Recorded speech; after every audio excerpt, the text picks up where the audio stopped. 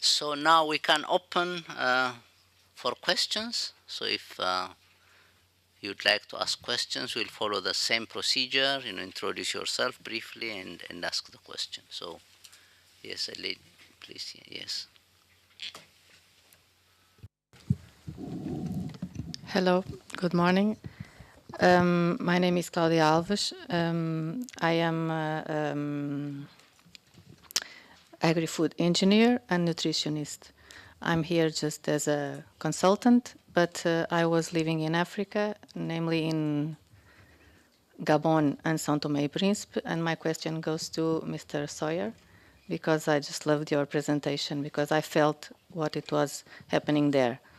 As an expat, my feeling was when I arrived to Gabon, where are the local products? Where can I find them? And I couldn't find them anywhere. So I just could find imported products in the supermarkets. Then as a consultant, I could work with the Ministry of the Small and Enterprises there. And we were trying to train the artisans of the agri-food in what concern food safety and all those things regarding the transformations of the goods. And everyone was asking, okay, but how can I pack? How can I deliver this to the supermarkets? How are they going to buy me all of those things? Because at the end, most people, even the Gabonese people, used to buy in the supermarket imported goods, which led, in my view, to several issues regarding nutrition and health. So my question goes to you. In your project, maybe as a curiosity, how does nutrition and health problems fit in all that you are doing? Because I think that are the major consequences. Beside all of that, that people that work in the agriculture and agribusiness don't feel too proud of that. But anyway, they think that people don't look for that. And in fact, people look for that, even in Europe. But there is a great concern regarding all those nutrition and health issues, which I think that could be a key value in the local producers. So my question is, how does that, if so, fit in your project? Thank you. Any other question? Yes, down there, please. Good morning.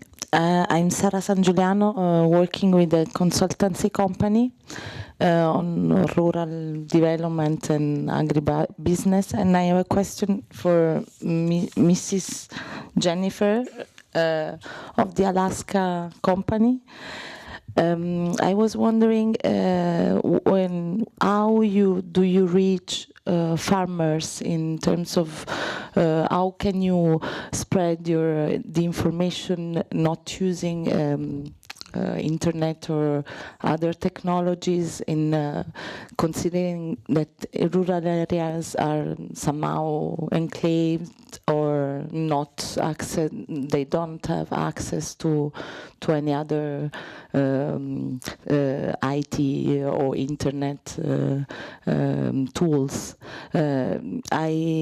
Based on my previous experience, I was working within some NGOs with the women farmers, and we were making the linkages between them and the big surface like supermarket, and helping them in packaging as well for their small agri food products, but they were like project funded, so we had the tools and also the means in order to reach very enclaved areas, very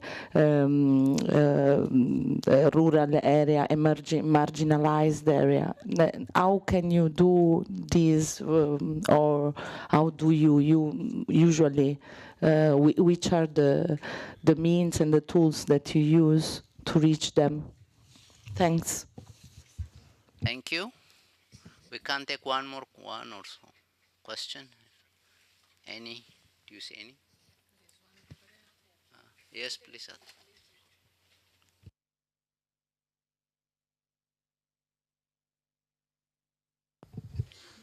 Thank you. My name is Odile, and I represented an organization called Africa Europe Faith and Justice Network. And I would like to address my question to Jennifer. I salute your innovations, and it is really a great one in Africa. So one time I was just moving in Brussels, and I entered in a shop. I saw something I recognized within Africa in my region, and it was written Mama Africa. So I was excited. I said, oh, so Africa can have things in Europe. And to my surprise, I looked. I could not see where this product came from, but I recognized it because I knew it in Africa. So I asked that man who was selling, where is it from? Oh, you see, it is from Africa. Of course, he saw I was from Africa, but he could not tell me from which country.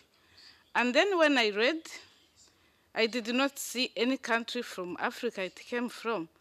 And then I started asking myself, how does Africa benefit from this kind of trade or business if we can't know, they can't acknowledge from which particular country it came from? So I just wanted to ask you, in what you are doing in Alaska products, if tomorrow you found something you did and it could not acknowledge that it came from Tanzania, what could we propose to these shops within Europe? Thank you.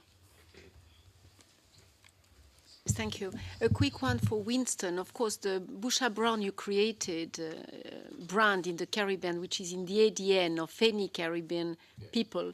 They buy it if they live in the States, if they live in Canada, if they live in Europe, etc. And now the GI, which is another kind of quality scheme.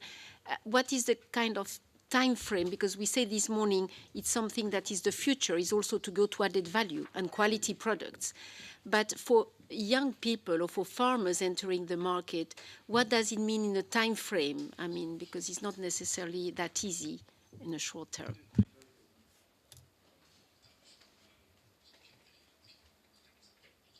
Okay, thank you very much for the question. So we'll quickly go through with short answers. So I'll ask Akin first to address a question directed to him. Thank you for the question. Just to be clear on what the question was, I think you wanted to know what sort of implications or what processes we might have in place for nutrition and health for the foods that are going to the marketplace. Is that the question? Okay, great. Well, thank you. It's that, and also how that concern regarding local produce and imported goods. Sure. How does that fit in order for you to fight for, let's say, the best quality of your products, Sure. local products? Sure. Thank you. It's a good question. There are two threats. With local goods that are produced, there's very little by way of traceability. And one of the ways that we intend to address that, or that we are addressing that, is by making sure that those who supply to our farmers' markets, to the end markets through us, we know who they are, we know where they are, we know what they're producing, we know how they're producing it. We pretty much will use the sort of systems that the ACP has put in place to be able to track and trace, so that if there's a problem at the end of it, at the consumer end, we can go back and find out where that problem might have arisen. So there's thought in that. Today, the supply and dissemination of local products is pretty random. And part of what we're trying to do is put some structure to that, because ultimately we're also building a brand. And brands only survive as good brands if they don't fall down and crash, or if there is a problem, you can go back and say, this is where the problem was, and this is how we have addressed it. In terms of nutrition, again, it's about understanding who's producing what, where, and how, and making sure that we have proper logs to be able to do that. And if you're able to give farmers access to new markets, better paying markets, then they're prepared to make additional investments and to share additional information about what they're doing, because they're getting more return. So we're improving overall standards in terms of presentation, look and feel, information about the product. That costs money, and that's the idea of being able to lock them into markets that pay more, so that that investment can be made. I think if I flip it, and I said there were two threats, there's a second threat with imported products. You similarly have risks being carried, so you still have unscrupulous importers of products, who bring imported produce into the country in tins, in packages that have been sitting on the ocean for many weeks and have been treated with different types of chemicals to make sure that when they get to the other end, they still look as they should. Expiry dates are not necessarily something you can necessarily trust. So, there are threats on either side. And one of the things I said we're trying to do is become a sort of standards, to own the standards around everything. And that is not to say that don't import, that's to say these are the guidelines for importing, but equally we have to provide guidelines for local supply. And that will include, content, nutrition, time on the shelf, all of that, because, let's face it, food is potentially a weapon of war. It's, public health continues to be a concern for every nation on the planet, and food is one of the easiest ways to affect that. So, have I answered your question? Thank you. I think. Yeah. Well, anyway, I hope you can continue if there is some unanswered questions over lunch as well. Sure. So I'm here time, till tomorrow. So. Yeah. Okay. So let me go to Winston. You could address a question that Isolina raised. We're very fortunate Maybe in the Jamaica. speaker. We're very fortunate in Jamaica in that the link between growers and agro-processors is a very strong one. We have a very sophisticated organization called the Bureau of Standards, and because in our own case 80%, 85% of our production is exported to the US, the UK, EU, Netherlands, Switzerland, Australia, New Zealand.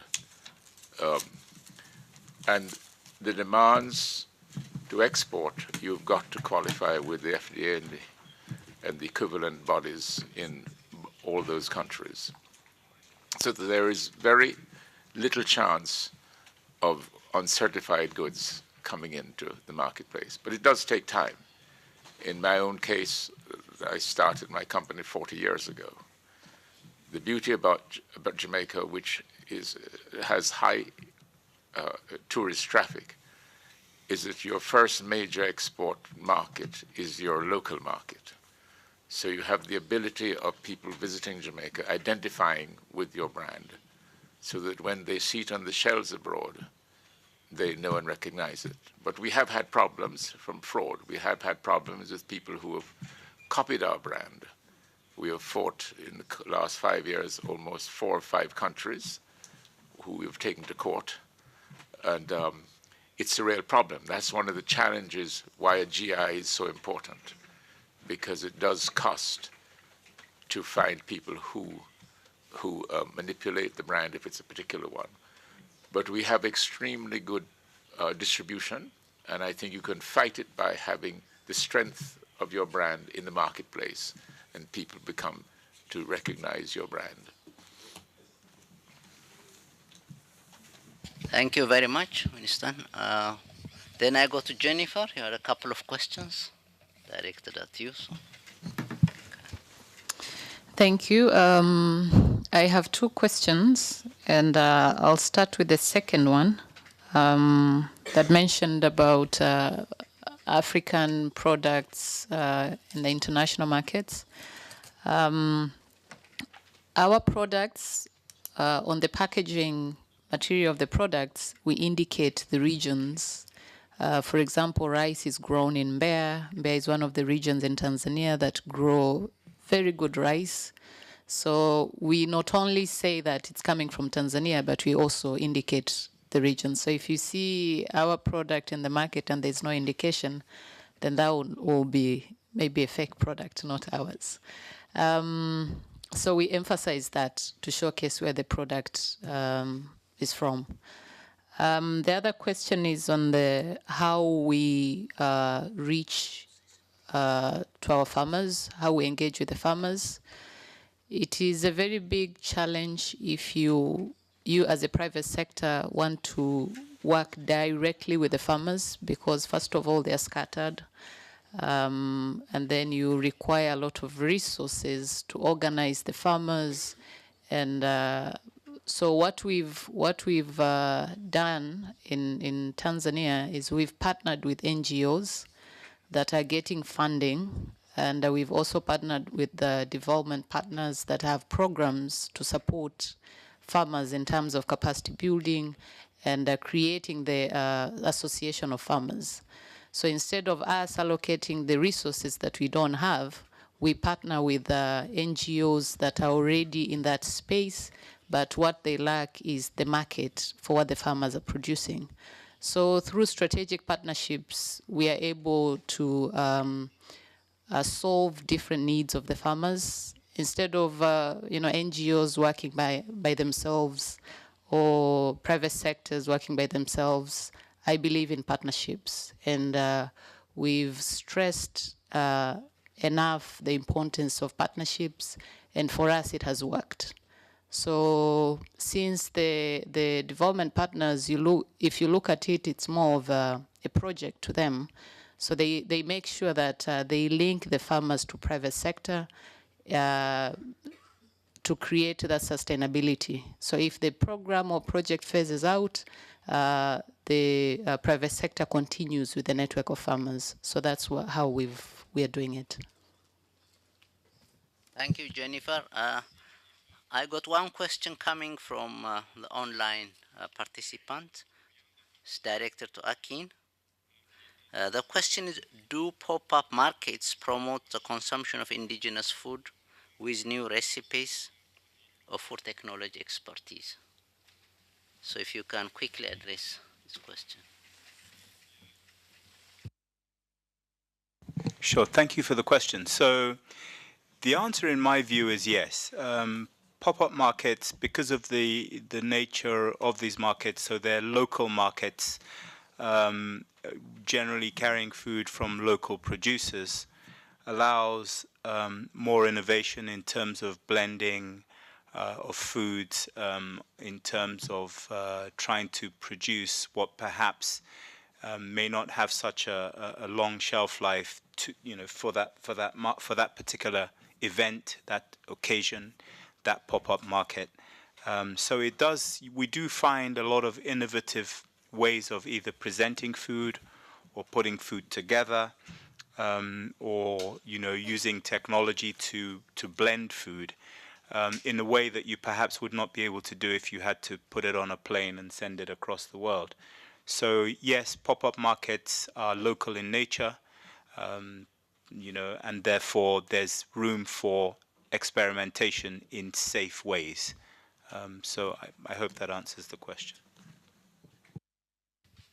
Thank you very much, Akin.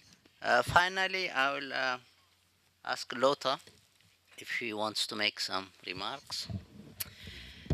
Yes, I will go back to the future that we started this morning. And in the end of the day, even if we are farmers in Africa, in Sweden or in Bolivia, we are all dependent on politics and policies and laws. And I want to announce a risk. We talk about opportunities when it comes to urbanization, but we also we have a big risk, because you know what the biggest mission for politicians are? I can tell you, it's to be re-elected, and it's much easier for them to fish for voters in urban areas because there are more voters to collect there, and then they choose tasks who is more attractive to urban people. And we have seen it in Sweden, and Sweden is one of the most countries who has the fastest pace when it comes to urbanization. And in the beginning, it was not a problem for the rural areas and for us as the farmers, because the decision making and the politicians was coming from farms and had grandpas and grandmas who was farmers, and they have knowledge. But today they are born and raised in the city centers and have a lack of knowledge when it comes to agriculture and what the needs are for the rural areas. And I used to say to them, if you build a wall around the big cities and nothing can come in and nothing can get out, and on what side do you want to be on? Because it's very important to have a strong farmers organization for the future who lobbies on these politicians when they come with lack of knowledge of the needs for the farmers. Thank you very much, Lotta, for that observation.